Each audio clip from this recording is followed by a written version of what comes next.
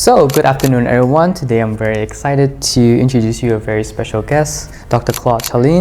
He is a very distinguished business expert with many academic backgrounds. Also, he works at many top companies around the world and also a professor at many top global ranked universities around the world. And today we are very honored and it's a pleasure to have you here at the Montfort University, Cambodia. And also he's one of our lecturers teaching a Master of Marketing. And today he's going to be sharing his experience but also his expertise related marketing and also his journey along the way. So without further ado, so good afternoon, Professor Claude. So I have my first question. So everyone is very excited to hear your stories, and so my first question is, how do you start your career as a marketer? I started in finance. I specialized studying in finance, and I worked. My first job was three days in a bank. I was fond of finance, and after 3 days, I said, "Well, this is really not the field in which I would like to work." So I had to do something, and I thought that marketing maybe would be better. And just 4 days further, next Monday, I moved to marketing, in fact. So you see, it's kind of opportunistic approach more than a very well thought approach coming from far away. No, it was just the circumstances. This is the truth. Okay, okay, that's interesting. It's not the yeah, that was not actually expecting. Well, okay, moving on to the next question. I think everyone is gonna be, also interested in how did you become the director of? I hope I don't butcher the name up, but the director of L'Oréal. Mm-hmm. Well, I was not the director of L'Oréal. I was director of some subsidiaries of the L'Oréal company in cosmetics. In France, in Latin America. Well, the point is that I'm going back to your answer. I was projecting myself in a big structure. I was always interested in working in big companies. Big companies have a lot of resources, so they can make a lot of experiments, then can make bets also. And the first bank which I joined was a big one, and then I moved to L'Oréal and then to other companies, and then I went back to L'Oréal. But all the companies where I worked are big ones, the so-called multinational companies, because they are able to offer you opportunities. Okay? When they are recruiting you, it's not because they need you absolutely at that very moment. It is because they have perspectives and they are planning the future. And part of the planification is about recruiting young people who want to demonstrate their skills, their will, how much they are ready and hungry, in fact, okay, to do their best. And this was the real opportunity. So, of course, at the very beginning, you have to spend some time, some years in these structures, and you are observed. And after this observation period, which lasts a few years, okay, could be 3-4 years, if you are still alive, it is the moment when the company is considering you to move up, let's say. The ladder inside the company could be at home, could be abroad. And this is how, step by step, I started in sales, then I moved to marketing, I was a brand manager. And then I had the opportunity to move to Latin America, to Mexico as a marketing director, and then to even higher positions. So my choice was about companies, in fact, companies' profile at the very beginning.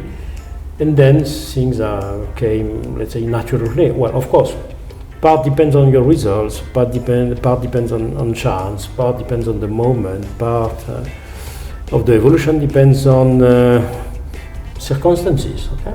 And, I was offered position, I said yes, and it was nice.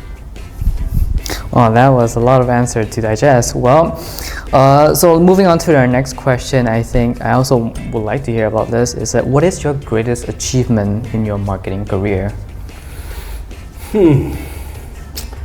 Greatest achievement. Greatest achievement was, I would say, was years ago. At that moment, I was working in, again, in Latin America. I went there, I came back, okay. And I was working in Colombia. It's not an easy country, but interesting one. Nice people also. The point is that the market was very much old-fashioned driven. The product, I was again in the L'Oréal company at that time, so selling cosmetics, shampoos, okay. The products were sold in very small shops, let's say, and the environment was not very glamorous, was not very fashion-oriented, was not very much modern. And I understood that I had to move the entire business towards modern retail, that is to say supermarkets and hypermarkets. And it was a bet. It was a huge bet because, I mean, you move everything. You were there, and the plan is to say in 3 months we are there.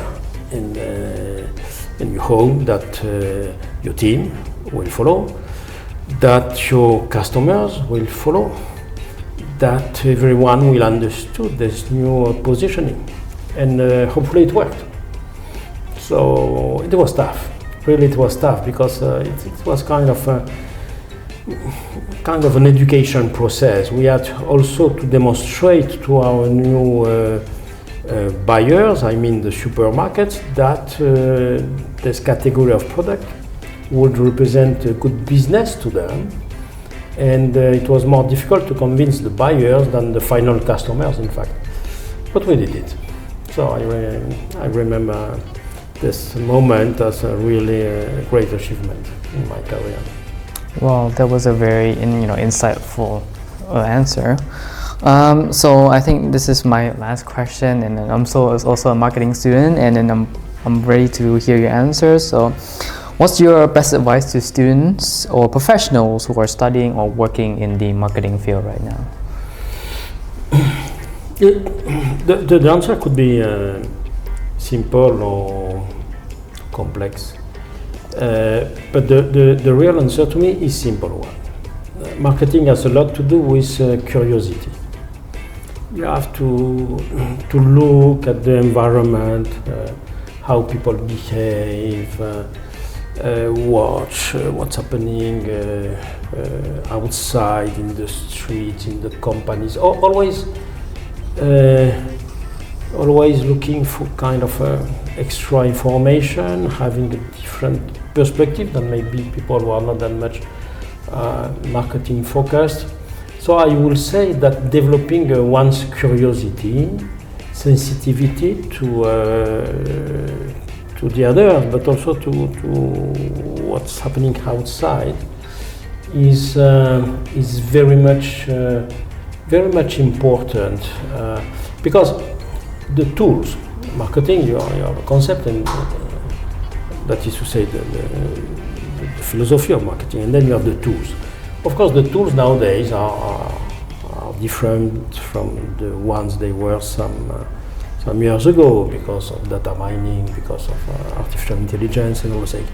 But the reasoning and the perspective, which is understanding how and why customers behave, which is trying to evaluate the trends to come, which is digging deeper into the real motivations of why people are behaving in one way or another one. This is what makes the difference, and it's kind of a personal perspective. Always trying to widen your knowledge, your scope. Just to give you an example, this is in fact my first day in Cambodia. Very nice country, by the way. And for instance, I discovered that there was a famous architect there, Van Molivan, which was unknown to me. In fact, I have to say that before I came to Cambodia. And I discovered that he made some buildings which are very special.